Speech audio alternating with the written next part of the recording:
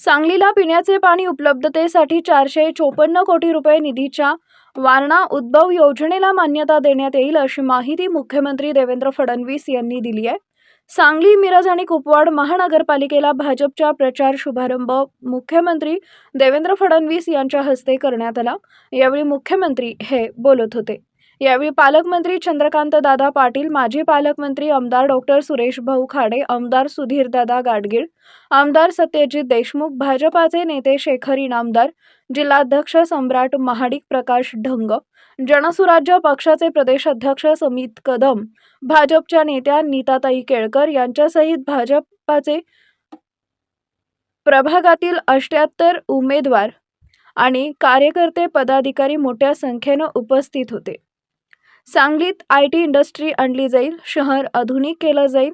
सांगली, मिरज, कुपवाड शहर महानगरपालिकेमध्ये भाजपची सत्ता द्या, विकासाला निधी कमी पडू दिला जाणार नाही अशी ग्वाही यावेळी मुख्यमंत्री देवेंद्र फडणवीस यांनी दिली आहे।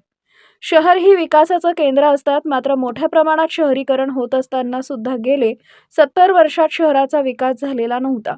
पण पंतप्रधान नरेंद्र मोदींच्यामुळे आपली शहर आधुनिक होत आहेत। शहरांच्या विकासासाठी कोट्यावधी रुपयांचा निधी उपलब्ध करून दिला जातोय असंही मुख्यमंत्री देवेंद्र फडणवीस यांनी यावेळी सांगितलंय।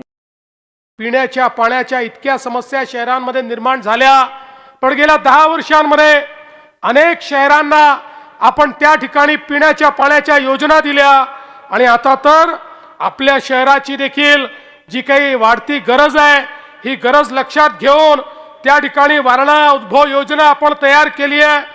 जवळपास 454 कोटी रुपये या योजनेला लागणार आहेत। आता योजना आमच्याकडे मान्यतेला येते आहे, काळजी करू नका। सांगलीतल्या प्रत्येक घरामध्ये नळ उघडल्यानंतर पिण्याचं पाणी पोचलं पाहिजे, याकरता या योजनेलाही मान्यता ही त्या ठिकाणी देण्यात येईल। एवढंच नाही तर आता महानगरपालिकेची इमारत देखील इतकी जुनी झाली आहे की या इमारतीमध्ये खऱ्या अर्थानं एक आधुनिक शहर कसं तयार करायचं हा प्रश्न आहे। आणि म्हणून सांगली महानगरपालिकेवर आपल्या आशीर्वादानं आपला झेंडा लागला की पहिल्यांदा महानगरपालिकेला नवीन इमारत देखील आपण त्या ठिकाणी देऊ।